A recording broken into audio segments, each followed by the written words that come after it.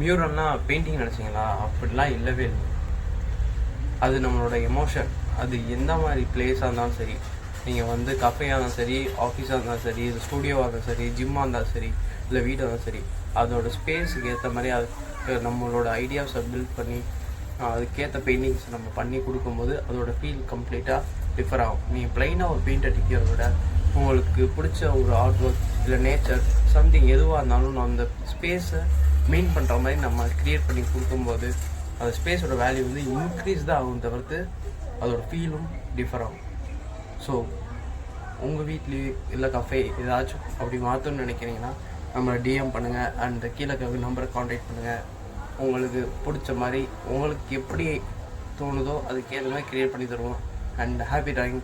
Bye guys.